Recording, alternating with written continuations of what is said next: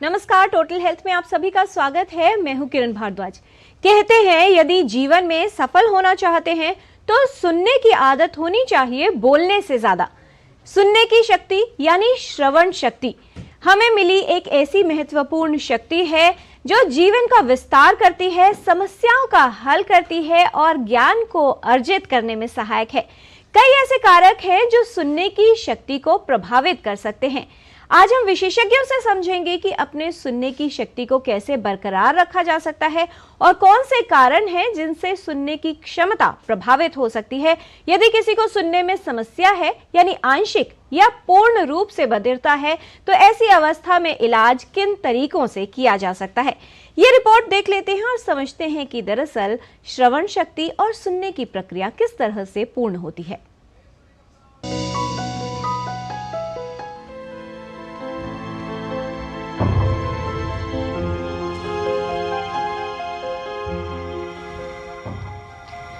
सुनने में समस्या या कम सुनाई देना काफी लोगों को प्रभावित करता है। ये केवल वृद्ध लोगों की समस्या नहीं है। कम सुनाई देने से प्रभावित 35% लोगों की आयु 65 वर्ष से कम होती है। सुनने में परेशानी कई कारणों से उत्पन्न हो सकती है। सुनने की प्रक्रिया कान और मस्तिष्क के तालमेल से पूर्ण होती है।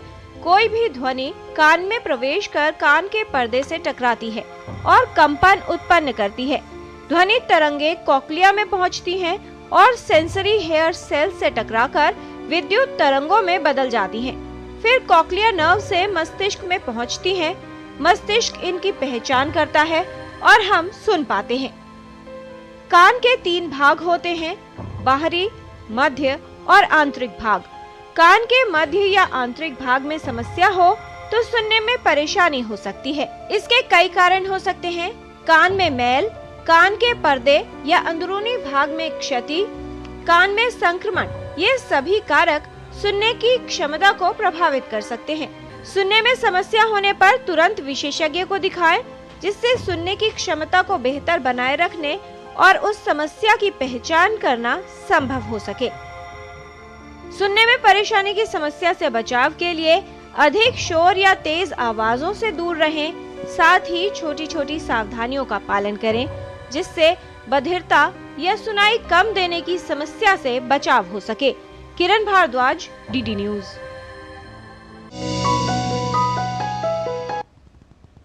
कौन से वो लक्षण हैं जो इस बात का संकेत हैं कि आपके सुनने की शक्ति प्रभावित हो रही है, और अगर ऐसा होता है तो आपको विशेषज्ञ को दिखाना है। कौन सी जांच होगी और किस तरह से किया जाएगा इलाज, ये बताएंगे विशेषज्ञ। इस पर बात करने के लिए हमारे साथ उपस्थित है विशेषज्ञों का खास पैनल। उनसे आपका परिचय करा दें। हमारे साथ हैं डॉक्टर राकेश कुमार, आप प्रोफेसर हैं department of ENT, all India institute of medical sciences, new Delhi से। आज के डिस्कशन में शामिल हैं डॉक्टर प्रीति लाल, कंसल्टेंट ENT, सफदरजंग हॉस्पिटल से। दोनों ही विशेषज्ञों का स्वागत करते हैं। सुनने की समस्याएं इतनी आम हैं और कारण इतने अधिक कि किसी न किसी को कभी ना कभी ये समस्या हो ही जाती है। ऐसे में कोई समस्या अगर आपकी भी है जिसका समाधान आप लेना चाहते हैं हमारे विशेषज्ञों से, तो टोल फ्री नंबर पर आप कॉल कर सकते हैं। नंबर है 1800111234। आप अपने प्रश्न ईमेल के माध्यम से भी हम तक पहुंचा सकते हैं। ईमेल एड्रेस है ddnewstotalhealth@gmail.com। तो आइए जानकारी की शुरुआत करते हैं। आज यानी 3 मार्च वर्ल्ड हियरिंग डे है और इस बार का जो थीम रखा गया है कि किस तरह से सभी की श्रवण शक्ति को बरकरार रखा जा सकता है, उसका बचाव किया जा सकता है और सुनने की जो समस्याएं हैं उनसे बचाव करने के लिए कौन से उपाय उपयोगी हैं, समझ लेते हैं विशेषज्ञों से। सबसे पहले डॉक्टर राकेश, आपसे समझना चाहेंगे, सुनने की समस्याएं इतनी आम है कि व्यक्ति को शायद अंदाजा भी नहीं होता कि किस तरह से ये समस्या पनप रही है और इसको नजरअंदाज भी काफी किया जाता है। कितना महत्वपूर्ण है जागरूकता बढ़ाना और इसके लिए जागरूक रहना? जी, आपने बिल्कुल ठीक कहा। प्रॉब्लम क्या है कि जो बाकी हैंडीकैप्ड्स हैं, जैसे आंखों से दिखाई ना देना या पैरों में समस्या होना, तो सबको दिखता है। जहाँ तक हियरिंग हैंडीकैप्ड का सवाल है, जो सुनने की दिक्कत है, किसी को दिखती नहीं है जी। और अगर कोई दूसरी बार पूछ लेता है कि आपने क्या कहा, तो लोग उसका मजाक बनाते हैं। तो एक तो सोशल एक्सेप्टेंस नहीं है हमारे यहाँ, और दूसरा क्योंकि दिखता नहीं है तो उसको पता लगाना थोड़ा सा मुश्किल काम है, और जो जिसको दिक्कत हो रही है वो इसलिए लोगों को नहीं बताता कि लोगों को लगेगा कि भाई ये क्या बहरा है, सुनता नहीं है। तो दिक्कत बहुत आम है।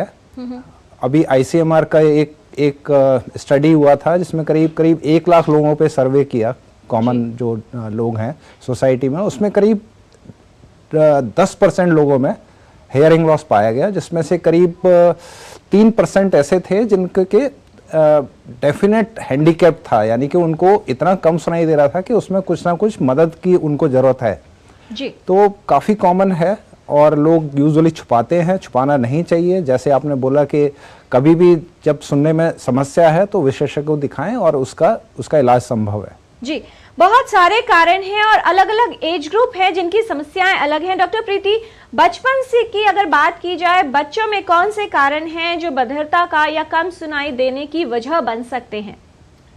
बच्चों में कई कारण होते हैं और ये मतलब दे बिगिन जबकि बच्चा पेट में, माँ के पेट में होता है।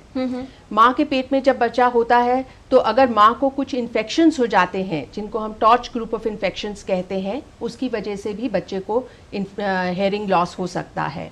इसके अलावा अगर माँ को रेडिएशन का एक्सपोजर हो जाए या कुछ जिसे हम जो दवाइयाँ जो माँ के जो कान को एडवर्सली अफेक्ट करती हैं वो ले लें तो उससे भी बच्चे को हेयरिंग लॉस होता है।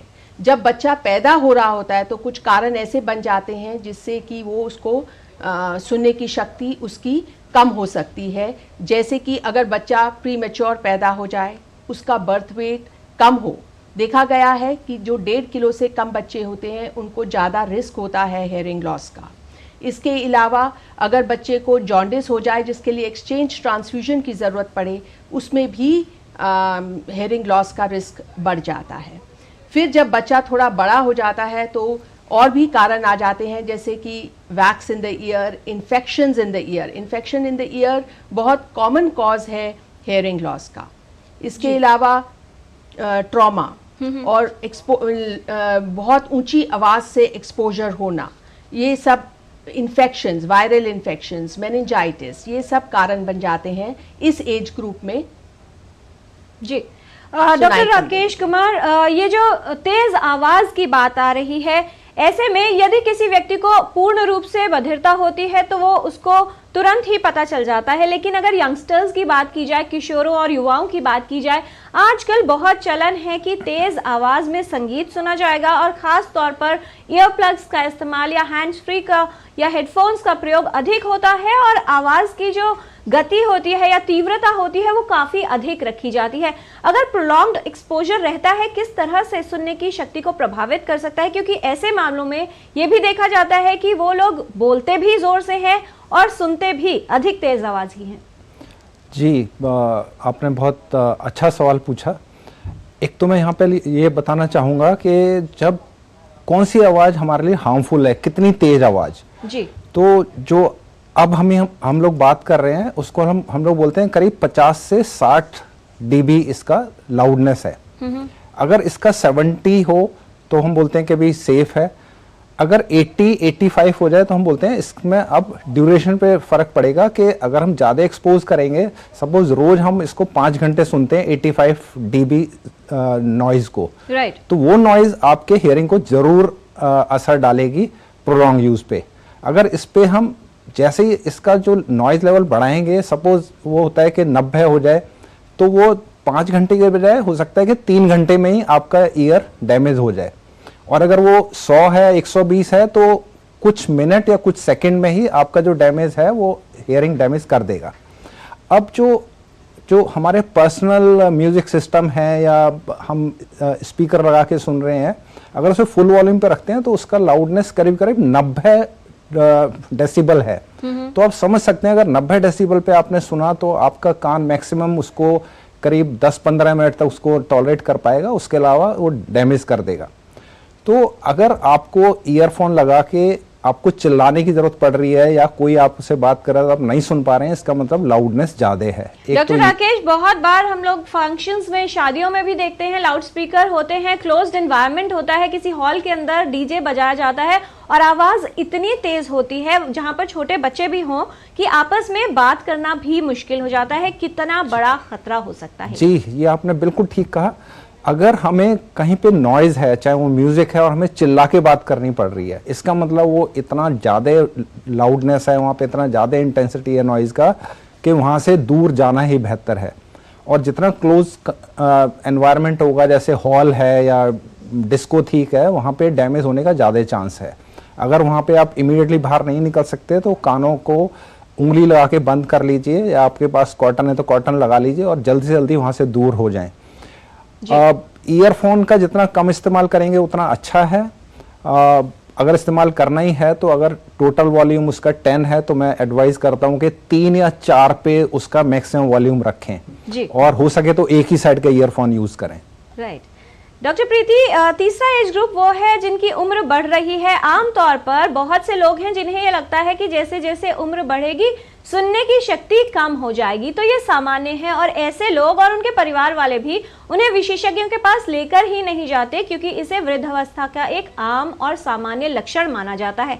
कितनी आवश्यकता है कि अगर समस्या हो रही है, आइडेंटिफाई करने के लिए रेगुलर चेकअप्स करवाए जाएं? ये बिल्कुल ज़रूरी है कि हमें, जो वृद्ध अवस्था में लोग हैं उनको हेयरिंग लॉस वैसे भी उनमें काफ़ी कॉमन होता है क्योंकि एज, ये एक एज रिलेटेड प्रोसेस है, बट हमें उनको बहुत ज़रूरी है कि हम उनका चेकअप कराएं और उनका इसके लिए कुछ समाधान करें ताकि वो हम उनको सोशली इंटीग्रेट करें और उनकी क्वालिटी ऑफ लाइफ इम्प्रूव करें। अगर वो हम ऐसा नहीं करेंगे तो वो आइसोलेट होते जाते हैं वृद्ध लोग और इसमें उनसे डिप्रेशन होने के भी कारण हो सकते हैं। जी डॉक्टर राकेश, बच्चों की अगर बात करें, बच्चे बहुत छोटे होते हैं और आमतौर पर बहुत सारे मामले ऐसे आते हैं जिनमें माता पिता को पता ही नहीं चलता कि बच्चे को सुनने में समस्या थी।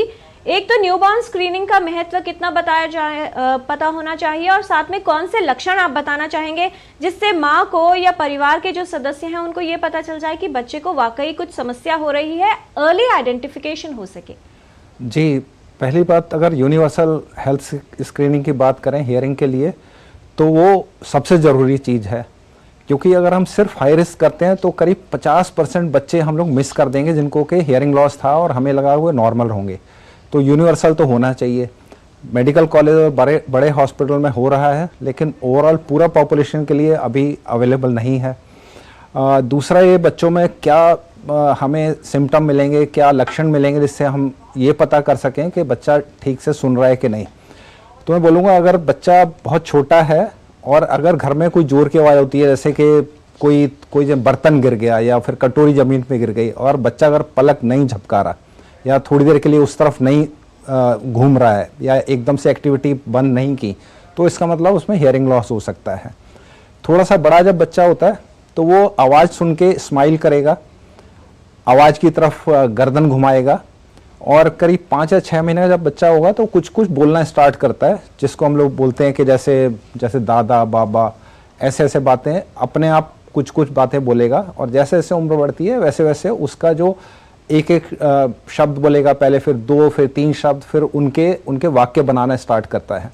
तो अगर बच्चा 7-8 महीने का, 9 महीने का हो गया और वो 2 या 3 वर्ड नहीं बोल रहा है, तो हमें ये देखना जरूरी है कि कहीं बच्चे की सुनाई में दिक्कत तो नहीं है। तो अगर आपको थोड़ा भी डाउट है कि बच्चा नहीं सुन रहा है तो उसकी जांच करा लेना बहुत ज़रूरी है। और जांच ऐसा है कि इसमें कोई बच्चे को तकलीफ नहीं होती जी। आजकल तो वायर फ्री टेस्ट होते हैं जिसमें हार्डली आपको 2 या 3 मिनट का टाइम लगता है और स्क्रीनिंग हो जाती है। अगर उसको स्पेशल टेस्ट भी करना हो तो उसमें 5-7 मिनट में टेस्टिंग हो जाती है। और अगर टेस्ट कर लें और जल्दी डिटेक्ट कर लें तो बच्चा नॉर्मल सुनेगा और नॉर्मल बोलेगा। तो हमें ये देखना है कि जल्दी से जल्दी उनको हम लोग पता करें और उसका इलाज करें। जी, तो जाहिर तौर पर बहुत ही सरल जांच है जिससे पता किया जा सकता है कि सुनने की शक्ति कितनी प्रभावित है और ठीक से सुनाई दे रहा है या नहीं। समस्या का पता चलने पर समाधान भी उपलब्ध है। किस तरह से किया जाएगा समस्या का समाधान, ये भी बताएंगे विशेषज्ञ। यहाँ पर रुकते हैं एक छोटे से ब्रेक के लिए। आप कहीं मत जाइएगा, देखते रहिए डीडी न्यूज। मैं क्या जी, सब जानते हैं, जहां दिखे मारियो, अपना समझ के खा लियो। चुलबुला बनूं जिसकी हर बात में भूल जाए, मेरी जैसी मेरी अपनी पताका। पताका चाय, गजब का स्वाद। ब्रेक के बाद आपका स्वागत है। आज हम बात कर रहे हैं हियरिंग लॉस के बारे में, जान रहे हैं वो कारण जिनसे सुनने की क्षमता प्रभावित हो सकती है, इलाज के क्या विकल्प हैं, इस पर भी बात करेंगे। डॉक्टर राकेश, जिस तरह से आप बोल रहे थे कि यदि बच्चे में कोई समस्या है तो बहुत ही साधारण जांच है जिससे पता किया जा सकता है कि सुनने की शक्ति किस तरह से प्रभावित है। आमतौर पर जब पेरेंट्स को ये पता चल जाता है कि कोई समस्या है तो काफ़ी मामलों में इंतज़ार किया जाता है, क्योंकि उनको लगता है कि जो इंटरवेंशंस है या सपोर्ट थेरेपी है वो बच्चे की उम्र बढ़ेगी तभी कुछ हो सकता है। कितना आवश्यक है कि तुरंत और जल्द से जल्द बच्चे की सुनने की समस्या का इलाज हो, क्योंकि ऐसे बहुत से बच्चे जिन्हें सुनने में समस्या होती है वो बोलने की क्षमता भी विकसित नहीं कर पाते शायद। जी बिल्कुल आपने ठीक बोला। जो बच्चे का सुनना और बोलना है उसके लिए हम लोग बोलते हैं क्रिटिकल पीरियड है। क्रिटिकल पीरियड है करीब 2 या 2.5 साल तक जन्म के बाद। तो अगर हमने वो पीरियड छोड़ दिया तो उसके बाद आप कोई भी इलाज करेंगे तो बच्चा 100% नॉर्मल नहीं होगा। तो हमारा एम होना चाहिए कि अगर बच्चा नहीं सुन रहा है तो उसको जितनी जल्दी हम उसका इलाज करें उतना जल्दी उसका और उतना अच्छा उसका हमें आउटकम मिलेगा, रिजल्ट मिलेगा। तो सबसे जरूरी है हम वेट ना करें। जैसे कुछ हमारे समाज में या ये भ्रांतियां हैं कि भाई बच्चा थोड़ा लेट बोलते हैं, कुछ बच्चे इसके पापा भी लेट बोले थे, दादा भी लेट बोले थे, तो हो सकता है इसका भी लेट बोले। उसके लिए बिल्कुल इंतजार नहीं करना है, जल्दी से जल्दी अपनी जांच कराएं और उसका इलाज कराएं। जी काफी सारे ईमेल्स हमारे पास आ गए हैं। डॉक्टर प्रीति, एक ईमेल है, मिस्टर शर्मा है, वो ये जानना चाह रहे हैं कि क्या ईयर सेरोमा से हियरिंग लॉस हो सकता है या सुनने की शक्ति प्रभावित हो सकती है? ईयर से बिल्कुल हो सकता है हियरिंग लॉस, और इसको ये बिल्कुल ट्रीटेबल कॉज है और इसको कान निकालने पर ठीक हो जाता है। डॉक्टर प्रीति, एक बार ये तय हो गया कि सुनने की क्षमता में कमी है यानी सपोर्ट की आवश्यकता है, इलाज के लिए क्या विकल्प उपलब्ध हैं? इलाज के लिए जो भी कारण जिसका इलाज हो सकता है, जैसे इन्फेक्शंस, कान में इन्फेक्शन एक बहुत कॉमन कॉज है हमारी कंट्री में हेयरिंग लॉस का, उसका हम इलाज कर सकते हैं, उसको हमें इलाज करना चाहिए। और अगर कोई मेडिकली और सर्जिकली इलाज हो जाए तो उसको हमें कर लेना चाहिए। इसके बाद नहीं तो हेयरिंग एड की एक ऑप्शन है, जब नर्व के अफेक्ट हो जाती है तो हम हेयरिंग एड यूज़ कर सकते हैं, और अगर वो भी इलाज फ़ायदा ना करें तो हम कॉक्लियर इम्प्लांट्स भी कर सकते हैं। जी, बहुत सारे ऐसे लोग डॉक्टर राकेश जिनको ये लगता है कि अगर हियरिंग एड लगाएंगे तो फिर लोग क्या कहेंगे, इसे लेकर जो एक हिचक है, स्टिग्मा है या फिर कहीं ना कहीं हिचकिचाहट होती है, तो वो अक्सर ऐसा करते हैं कि बोलना ही पसंद नहीं करते, अपने आप को सिक्लूड कर लेते हैं, अलग हो जाते हैं, या फिर बहुत सारे लोग बहुत ज़्यादा बोलते हैं कि सामने वाले को बोलने का मौका ही ना मिले। किस तरह से समझाना चाहेंगे कि हियरिंग एड का महत्व क्या है और अगर आवश्यकता है तो इसका प्रयोग सही समय पर अवश्य होना चाहिए? जी, सबसे पहले तो मैं बोलूँगा कि हमारा जो एजुकेट करना है लोगों को स्कूल के अंदर, शायद प्राइमरी स्कूल में अगर हम इसको उनका करिकुलम का हिस्सा बनाएंगे तो अवेयरनेस होगी, और जो पॉपुलेशन है उसको बताना चाहिए कि भाई अगर कोई हियरिंग एड यूज़ कर रहा है तो उसमें कोई ऐसा स्टिग्मा नहीं है। जैसे मुझे लगता है कि 30 से 40 साल पहले अगर कोई चश्मा लगाता था तो उसको मानते थे कि भाई ये तो अंधा है क्या। वो आज की डेट में एक वो फैशन स्टेटमेंट हो गया है, लोग चश्मा लगाते हैं, धूप का चश्मा लगाते हैं, और वो एक तरह से एक्सेसरी हो गया है, फैशनेबल। तो एक्सेप्टेंस है, तो ऐसी अगर हियरिंग एड के लिए एक्सेप्टेंस होगी तो लोग ज़रूर लगाएंगे।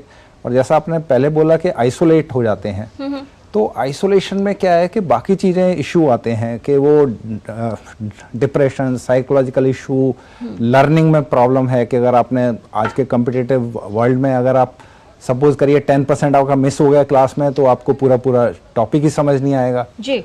ओल्ड एज में जैसे याददाश्त भूलना है, डिमेंशिया है, बाकी ओल्ड एज प्रॉब्लम है, वो भी थोड़ा फास्ट हो जाती हैं अगर हमारा एक सेंस काम ना करे। तो उसमें आजकल हम लोग बोलते हैं कि उसका वेट ना करें, अगर आपको सुनने में दिक्कत है तो आप हियरिंग एड जल्दी से जल्दी लगवाएं और उसका इस्तेमाल करें, क्योंकि उसमें भी फायदा करेगा वो। जी, तो आज हम टोटल हेल्थ में बात कर रहे हैं सुनने की क्षमता के बारे में, किस तरह से उसकी पहचान हो सकती है अगर कोई समस्या है और कौन से इलाज के विकल्प हैं, ये विशेषज्ञ ने बताया है। कुछ और भ्रमों को दूर करने की कोशिश करेंगे। हमारे साथ हैं डॉक्टर राकेश कुमार, डॉक्टर प्रीति लाल। कुछ और भ्रम दूर करते हैं रैपिड फायर क्वेश्चंस राउंड के माध्यम से, छोटे सवाल और बहुत छोटे जवाब। पहला सवाल डॉक्टर राकेश आपसे, हियरिंग लॉस यानी सुनने की जो शक्ति में समस्या है वो सिर्फ वृद्ध लोगों को ही होती है, क्या ये सही है? जी नहीं, वृद्ध लोगों में ज़्यादा पाई जाती है, लेकिन हमने देखा है कि बच्चों में भी है और जो हमारे यंगस्टर हैं जो स्कूल गोइंग है, कॉलेज गोइंग है, उनमें भी है। डॉक्टर प्रीति, बच्चों में जो बधिरता होती है यानी डेफनेस है वो आमतौर पर जन्मजात ही होती है? नहीं, ये जन्मजात से हो सकती है और उसके बाद भी जब बच्चा पैदा हो जाता है कुछ वर्षों बाद, और उसके बाद भी ये हेयरिंग लॉस की प्रॉब्लम हो सकती है। ध्वनि का कितना स्तर हमारे लिए यानी ह्यूमंस के लिए सेफ माना जाए डॉक्टर राकेश? 70 से 80 अगर डीबी है तो वो हम सेफ मानते हैं। जी डॉक्टर प्रीति, इनमें से क्या बधिरता का कारण हो सकता है? कान में मैल होना या ईयर ड्रम में इंजरी होना या फिर कान में संक्रमण? ये सभी कारण बन सकते हैं हेयरिंग लॉस के। डॉक्टर राकेश, मेनिंजाइटिस, बहुत अधिक आवाज, जैसे प्रोफेशनल्स जो है बहुत तेज आवाज में काम करते हैं, या दवाएं, इनमें से क्या सुनने की शक्ति को प्रभावित कर सकता है? मेनिंजाइटिस कर सकता है और बहुत ज़्यादा शोर शराबा उससे हो सकता है, और दवाएं सारी दवाओं से नहीं, लेकिन कुछ दवाएं जो कान पे असर करती हैं, अगर जिसका सुनाई कम है वो डॉक्टर को बताएंगे मेरा सुनाई कम है, तो वो दवाइयाँ वो डॉक्टर नहीं देंगे, जैसे कैंसर की दवाइयाँ हैं। जी डॉक्टर प्रीति, अगर नवजात शिशु माँ को देखकर उनकी आवाज सुनकर नहीं मुस्कुराए या 3 से 6 महीने में आवाज पर कोई प्रतिक्रिया ना दे, तो क्या ये सुनने की समस्या का प्रारंभिक लक्षण हो सकता है? हो सकता है, बिल्कुल। और इसमें माँ को या जो भी फैमिली है, केयर गिवर है, उनको नज़दीकी ENT चेकअप करवाना चाहिए। डॉक्टर राकेश, अगर कान में टिनिटस या सीटी जैसी आवाज आती है, घंटियां बजती हैं, कोई व्यक्ति बार बार टीवी की आवाज तेज करने को कहता है या बात दोहराने को कहे, तो क्या उसके सुनने की शक्ति प्रभावित हो रही है? जी बिल्कुल, ये तीनों लक्षण हैं तो आपको जरूर जांच करानी चाहिए। कौन सी जांच से ये तय किया जा सकता है कि सुनने की क्षमता प्रभावित हो रही है डॉक्टर प्रीति? इसमें पहले हमारे पास कुछ स्क्रीनिंग प्रोसीजर्स होते हैं, जैसे ऑटो अकूस्टिक एमिशंस और ऑटोमेटेड ABRs, जिससे हम स्क्रीन कर सकते हैं। और उसके बाद कई टेस्ट हैं, एक पूरी बैटरी ऑफ टेस्ट हैं जो कि टेस्ट कर सकते हैं और सही नतीजे पे आ सकते हैं कि हेयरिंग लॉस किस प्रकार का है और कितना है। जी डॉक्टर राकेश, कानों को अच्छा रखने के लिए कुछ उपाय लोग सोचते हैं कि कान को पिन से या किसी चीज से साफ किया जाए, कान में तेल डाला जाए या फिर ईयर ड्रॉप्स का प्रयोग खुद ही किया जाए, क्या ये सब सुरक्षित है? जी नहीं, बिल्कुल नहीं। कान की संरचना ऐसी बनाई है भगवान ने कि अपने आप क्लीन होता रहता है, आपको क्लीन करने की बिल्कुल जरूरत नहीं है, कोई ड्रॉप्स नहीं डालने अपने आप। डॉक्टर प्रीति, जिन बच्चों को सुनाई नहीं देता वो अक्सर बोलने में भी समस्या उनको होती है, क्या ये सही है? बिल्कुल सच है ये बात। डॉक्टर राकेश, अगर व्यक्ति को पार्शियल हियरिंग लॉस है यानी आंशिक रूप से उसको सुनाई नहीं देता, तो कुछ भी करने की आवश्यकता नहीं होती? जी नहीं, बिल्कुल नहीं। आपको जरूर उसके लिए जांच करके और उसके लिए समाधान ढूंढना चाहिए और उसको इस्तेमाल करना चाहिए। डॉक्टर प्रीति, कॉक्लियर इम्प्लांट ही बधिरता को दूर करने का एकमात्र विकल्प है, काफी लोगों को ऐसा लगता है। जी नहीं, कॉक्लियर इम्प्लांट एकमात्र उपाय नहीं है। उससे पहले और भी उपाय, जैसे हम हेयरिंग एड्स यूज़ कर सकते हैं, और उन्हीं बच्चों में जिसमें हेयरिंग एड फ़ायदा नहीं करता, उन्हीं को हम कॉक्लियर इम्प्लांट एडवाइस करते हैं। यदि बच्चे को सुनने की समस्या है तो किसी भी इंटरवेंशन या उपाय करने के लिए क्या उसके उम्र बढ़ने का इंतजार किया जाए? शायद कॉक्लियर इम्प्लांट बच्चों में नहीं हो सकता डॉक्टर राकेश? जी नहीं, बिल्कुल नहीं। अगर हम लोग वेस्ट की बात करें तो वहाँ पे वो बोलते हैं कि by the 6 month of age implant करना चाहिए जी। हम लोग उसको कहते हैं 1 साल से कम में हो जाए तो अच्छा है। डॉक्टर प्रीति, जो ऐसे लोग हैं जिनका प्रोफेशन बहुत अधिक तेज आवाजों में रहने का है, मशीन्स के बीच में काम करता है, उन्हें अपनी हियरिंग को बचाने के लिए, सुनने की शक्ति को ठीक रखने के लिए क्या सावधानी रखनी चाहिए? तो पहले तो उनको अपने कानों में जैसे रुई या ईयर मफ्स का प्रयोग करना चाहिए ताकि उनके कान में कम से कम ऊंची आवाज़ जाए। और ऐसे प्रोफेशंस में जनरली एक टाइम लिमिट होती है कि इतने घंटे के बाद, डिपेंडिंग अपॉन कि कितना एक्सपोजर है, कितनी आवाज़ लाउड है, उस हिसाब से उनका एक टाइम होता है जिसके अंतर्गत वो काम करते हैं। जी डॉक्टर राकेश, जो लोग हियरिंग एड्स लगवाना चाहते हैं नई तकनीकों से और नई तरह की हियरिंग एड से, कितना सरल हो गया है, ये कितना उपयोगी है? जी बहुत सरल हो गया है। आजकल डिजिटल हियरिंग एड अवेलेबल हैं, उनका साइज़ बहुत छोटा है, चाहे कान के पीछे लगवाएं या कान के अंदर लगवाएं, बहुत ही अच्छी हियरिंग एड अवेलेबल है। जी डॉक्टर प्रीति, स्क्रीनिंग करना नवजात शिशुओं में कितना महत्वपूर्ण मानती हैं आप? ये बहुत ज़रूरी है कि हम हर बच्चों को स्क्रीन करें हेयरिंग लॉस के लिए, ताकि हम उनको जल्दी उनका हेयरिंग लॉस आइडेंटिफाई करें, उसको डायग्नोज करें और तभी हम उसका इलाज जल्द से जल्द शुरू करें। ये बहुत ज़रूरी है ताकि बच्चे की स्पीच पूरी तरह से डेवलप हो। जी, सामान्य लोग जिनको हियरिंग अभी तक ठीक है, कोई समस्या नहीं है डॉक्टर राकेश, वो ये समझते हैं कि उन्हें चेकअप्स की आवश्यकता नहीं है। किसी भी सामान्य व्यक्ति के लिए सुनने की जांच कब और साल में, जैसे कहा जाता है रेगुलर चेक्स, कितने आवश्यक हैं? जी, हम लोग ये रिकमेंड करते हैं कि जैसे न्यूबॉर्न स्क्रीनिंग पे होना चाहिए, प्री स्कूल होना चाहिए, कहीं भी जॉब के लिए जब आदमी जा रहा है उस वक्त होना चाहिए, और उसके बाद 45 एज के बाद एटलीस्ट 2 या 3 साल में एक बार करना चाहिए। और अगर कोई 60 साल की उम्र के ऊपर है तो उसको कम से कम साल में एक बार जरूर चेकअप करा लेना चाहिए। डॉक्टर प्रीति, एक वाक्य में क्या संदेश देना चाहेंगे हमारे व्यूअर्स के लिए कि अपने सुनने की शक्ति की देखभाल कैसे की जाए?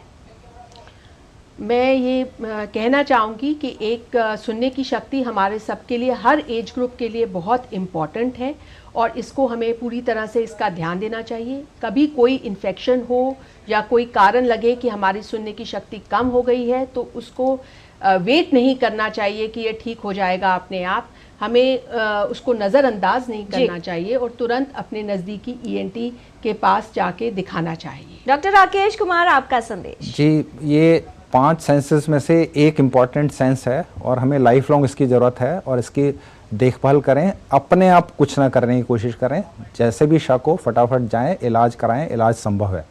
बहुत धन्यवाद इस तमाम जानकारी के लिए डॉक्टर राकेश कुमार। डॉक्टर प्रीति लाल, बहुत विस्तार से आपने बताया है उन खतरों के बारे में जिससे हमारी सुनने की शक्ति प्रभावित हो सकती है।